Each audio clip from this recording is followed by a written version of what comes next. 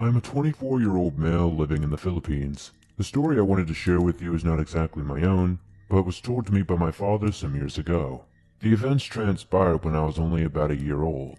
Back then, my family lived in a rural area where everyone knew everyone. We also had a ton of relatives nearby, living in the same group of neighborhoods. One day, my dad was outside in the backyard watering plants. He was minding his own business when he suddenly noticed an unusually large black bird perched in an old tree. The branches of that tree hung low, so my dad got a much better look at the bird than I'm sure he wanted to. He did not think anything of it at first, but he soon noticed that the bird's eyes were a deep red, not glowing or anything like that, but more like they were severely bloodshot. He said the bird just sat there, staring at him, returning my father's ponderous gaze just as intently as he watched it. My dad was unsettled, but soon got back to his work. He got done watering and went inside. A few hours later, sometime during the night, Dad went back outside to do some more chores in the yard. Now, the way our houses were set up, there was a sort of alleyway with a fence that separated our house from the one next door. My dad was finishing up when he caught a glimpse of something small scurrying across the alleyway, making a splash in a puddle of water. Since he had a pet turtle at the time, a red-eared slider, my dad thought maybe the turtle got out of his tank and somehow was trying to run off. He walked over to the dark alley, and upon closer inspection, he found the culprit. Oddly, what he found there was a large crab of some kind. It was not a common sight in my area. The crab was the size of a dinner plate. The strangest part was that in the low light coming from the back of our house, my dad could see the crab's eyes. They were that same deep blood-red color of the blackbird he had seen earlier. The crab stopped in its tracks and stared him down. That same intense glare from his encounter with the large bird. He quickly dropped what he was doing and went back inside the house, admittedly creeped out by yet another bizarre animal sighting. The next day, my dad went to speak to the neighborhood elders about what he had seen. They told him it was an aswang. So, if you did not know, stories of aswang are all over the Philippines, especially out in the rural areas. Up to 80% of the people here actually believe in this. They are basically the Philippines' equivalent to vampires of Western folklore in terms of mythology. They are said to be shapeshifters who have a taste for human and animal entrails, but their most sought-after delicacy is the flesh of an unborn child. The legends have it that the aswang would crawl around on rooftops at night, searching for pregnant women. When it found one, it would settle above the expectant mother as she slept, winding its freakishly long, prehensile tongue into her room by some opening in her roof, and suck the baby from her very womb. As it happened, my mother was pregnant with my little sister. One of the elders claimed he knew the aswang had paid a visit to our house. I do not know how he would know this information, but he insisted that this aswang was not trying to eat my sister. Rather, he said, it simply liked being around pregnant women because it finds their aroma to be somehow intoxicating. My dad said, although it was still creepy, he was a bit relieved that he was not dealing with a creature that wanted to harm his family. My sister was born without any problems, and we never heard from that creature again as far as I know.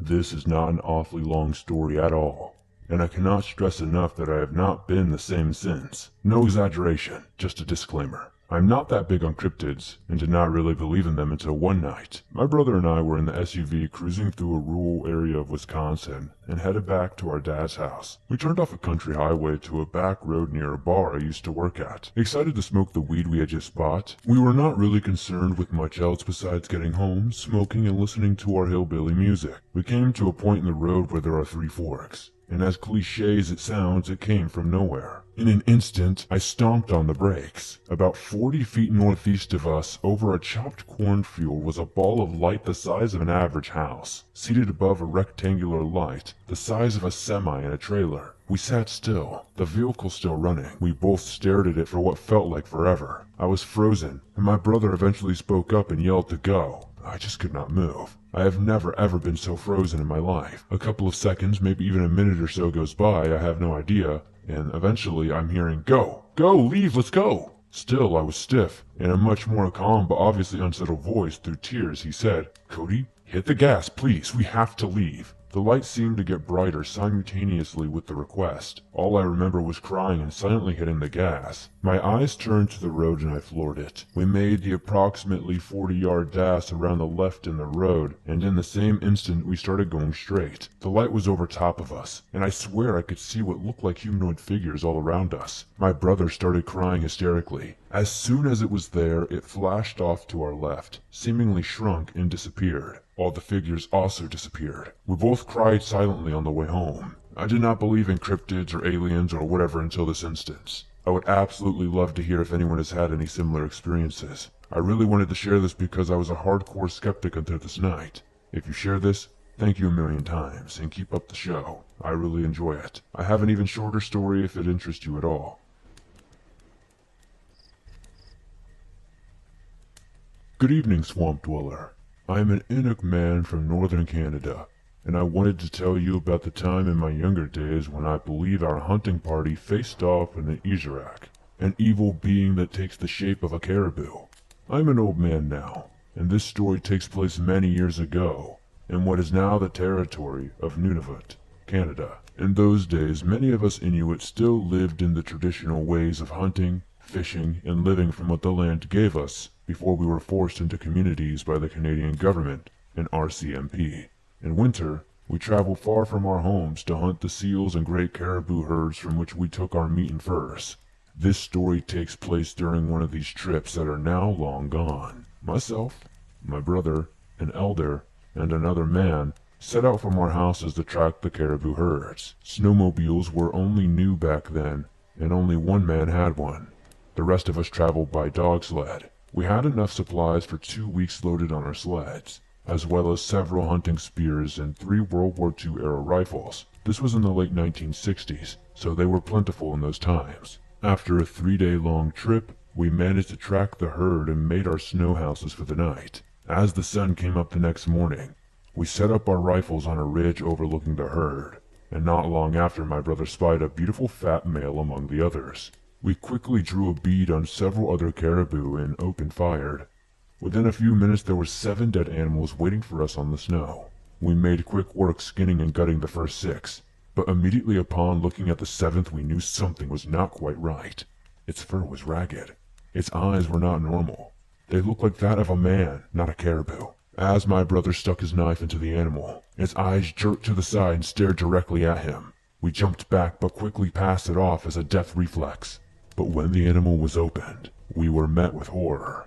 Its meat was black and festering. The smell was so bad we were nearly made sick. The elder knew immediately that something was terribly wrong, and the decision was made to douse the carcass in gas and burn it. As we rode away with our kills, we began to get a very uneasy feeling, so we stopped for a minute and let the dogs rest. As we looked back, we noticed something moving on the far hill, and we were shocked when we looked back at it with binoculars. The caribou we thought was burned was slowly trotting behind us. The bullet wound was now a dark brown stain, and those human-like eyes were staring right through the glass at us. We immediately hitched the dogs and rode as fast as we could. We traveled several miles the opposite direction over the sea ice to hide our trail and keep it from finding our camp. As darkness came, we finally lost the creature in the snow. All that night, 2 of us stayed awake with guns at the ready. We cut our trip short and fled back to town at first light. The elders blessed us and our meat to ward off any bad magic the Izarak may have brought on us. This spirit takes on the shape of a caribou,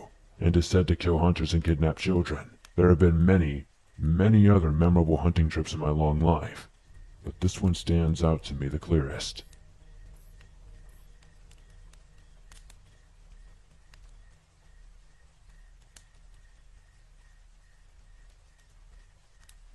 Growing up, I spent time living in a house in Mapleton, Utah. It was pretty haunted in my opinion, but I also think there were some unknown creatures running around as well. A lot of activity occurred in that house on a constant basis.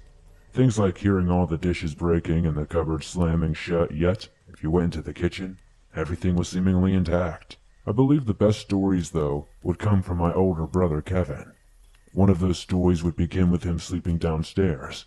Suddenly, he would be awoken, but he felt paralyzed. Before his eyes was a white creature unlike anything he had ever seen before. Its hands were nailed down to the ceiling, along with its feet also being nailed. The creature looked kind of like a naked human being, but very, very wrong and very, very contorted. All the limbs looked elongated, too long for humans, and nearly all looked dislocated. The spine protruded from its back. The skin was pale but nearly like leather. The creature began to turn its head toward him. It turned its head completely backward to look at him. There were no facial features at all. Suddenly, its jaw began to move, and it looked as though the mouth had been shred open to allow the jaw to even move. But the jaw began to look as though it was dislocated as it eased its head and opened its jaw toward him, as though it was trying to consume him. He quickly rolled off the bed and ran to the door, taking one look back before taking off. It began to twist its neck further to look at him and watch where he was going. He ran off upstairs to tell our mother. He did not see it again that night. But the second time he saw it, it was sitting in his closet in a fetal position, simply watching. He never slept in that room again. The strangest part about the story is, when I was sleeping in the living room next to it, I had a dream about some weird people in my bed who have died. They were warning me that bodies had been buried within the walls, and we needed to leave the house. I always think about this when I remember this house, because I encountered this creature myself before I knew he did. I thought that maybe it was just a hallucination, or maybe some sort of ghost. But now, I'm starting to think it was an eerie creature that was living in our house somewhere. Or maybe it was some sort of interdimensional being. I've been trying to convince my girlfriend to tell people about this for a while now, but she keeps putting it off. I asked her if I could just share this story on this show. As it's her story, I find it fascinating considering I'm obsessed with cryptids and stuff. She said I could, so here goes. So for some time I was studying at a university in England. While there, I met my girlfriend who lived local to the city. I would go back home in Wales for the first 2 years of uni during Christmas, Easter, and summer breaks. The summer was usually a big long break, and I would use it for work at my part-time job to earn money to spend on nights out for my following year of uni. I don't drive, and at the time, I was not getting along with her family, so I did not like going to hers. So every other weekend I had off work, my girlfriend would drive down to Wales and spend some time over the weekend with me. So, during the summer between my first and second year, she had to leave early. She ended up taking a different route home as I had a night shift coming up. She agreed to drive me to my night shift to save me getting the bus, despite it taking her out of her way, and meaning she had to take a different route home. After dropping me off, she was driving along. Anyone who knows Wales knows that it's predominantly rural, country roads, with the odd town or village scattered about. She saw a creature run across the road. She slammed on her brakes, at first thinking it was a dog or a cat. But she said looking at it, it did not look like either. She said it was huge, like the size of a full-grown Great Dane, and it had no fur. She described it as having large paws, bigger than that of any wildlife in the area. It also had no fur, like I said. She said it moved in a way that she said seemed unusual and unnatural, like its limbs were bent but not straightening out while it ran, although this could have been a trick of the light, as it was very dark. The area this was in was near the village of Trelawned, on one of the country roads just off from the garage. I've asked her to describe the creature. She's drawn it a few times, but basically describes it as looking like an enormous hairless fossa. She's a zoologist too, so I expect her to recognize wild animals, especially since all we really have are red foxes, badgers, and a few loose ferrets that have escaped from farms. She's driven that route so many times since then, both with and without me, and I've tried to spot it, but with no avail. I even got her a dash cam, and she must have driven that road repeatedly over and over again, but we've not had any luck. While the whole thing seems unlikely, and that maybe it was a trick of the light or something like that, I believe her, partly due to her stubborn conviction that there was no trick of the light, and what she saw was legit. She seems to cling on to this with such conviction that I find it hard to doubt. I didn't see it myself. I only know what I was told, but I thought it would be an interesting story regardless.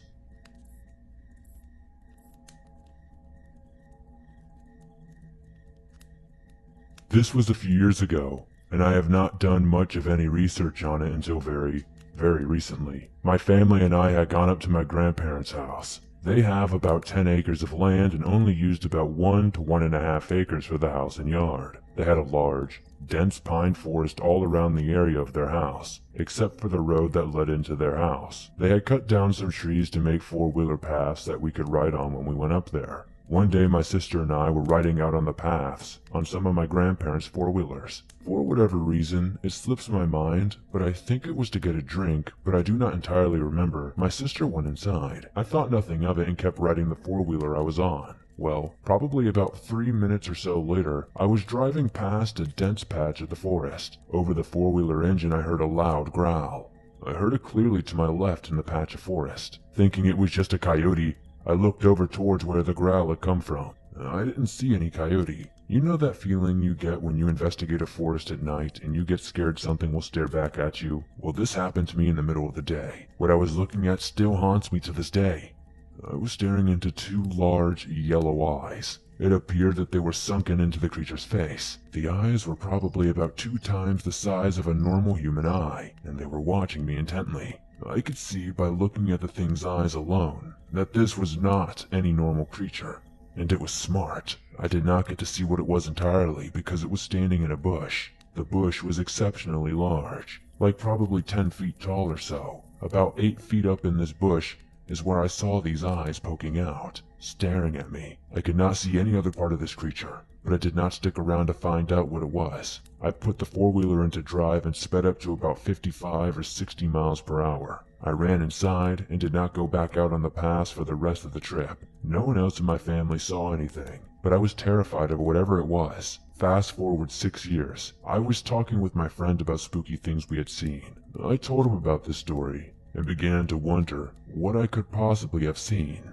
I did a lot of research on what large predatory animals live up there. It is northern Idaho if you do not believe me and want to go check. After a little bit of digging, I found that no animals were about 8 feet tall. I did not believe it because I was skeptical of anything that was paranormal. I checked again and again, and because I could not find anything, and I did not want to believe that it was something that had never been captured before or proven to exist, I just tried to push it out of my mind.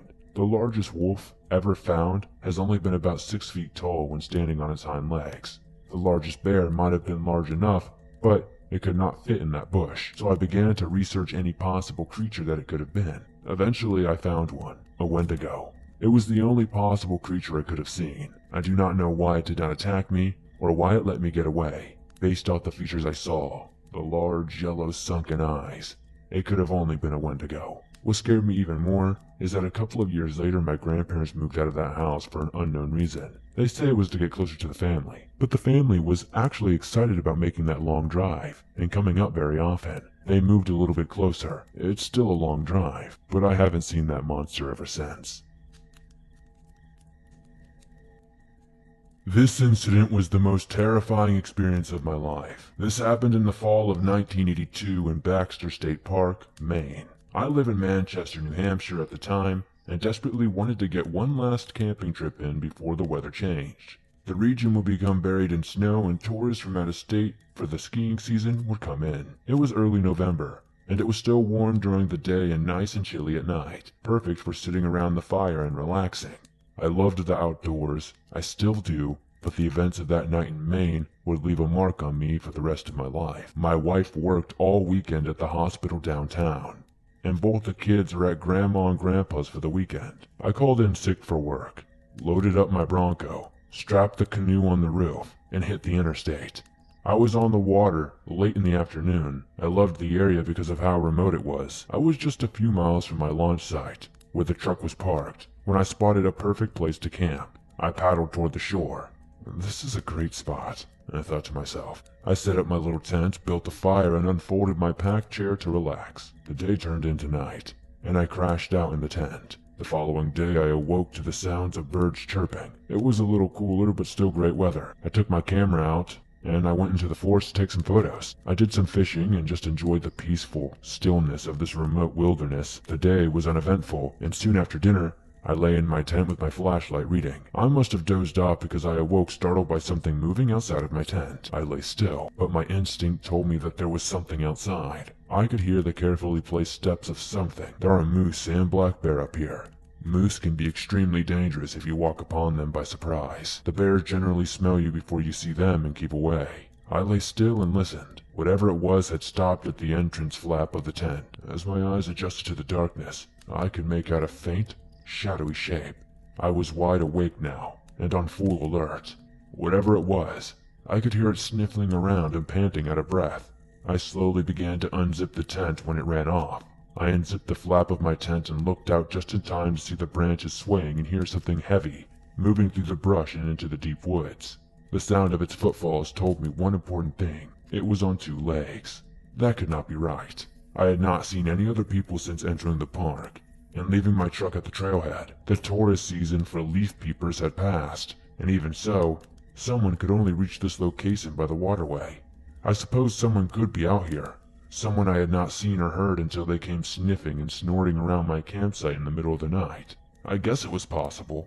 As the sun rose, I ate my breakfast but remained on guard. I could not shake the feeling of being watched. I felt a presence in the forest. Someone or something just out of sight. I kept a .45 revolver on me when I camped out here in the North Woods. Was not so much concerned about the wildlife, so much as the weirdos you might run across. The meth heads, the backcountry types. In my experience, the scariest thing you can come across when you are alone in the deep woods is another human being. I could not be sure if someone were out there, but the paranoia began to take hold. It was dark now, and I was inside my tent. I kept the revolver close and my boots on. I was done playing games.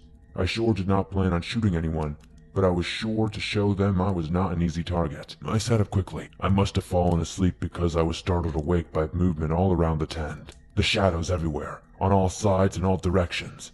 I could hear sniffing and snorting, low grunting and raspy breathing. What the hell is happening? I thought in a panic. It did not sound like people, but the height of the shadows cast against the flaps of the tent in the moonlight revealed prominent, upright figures. There must have been 5 or maybe even 6 on all sides. Fear gripped me as the realization came over me. I was surrounded. Suddenly, low growling started all around me. It was answered back on the other side, and all around me were low, deliberate growls. Were these coyotes?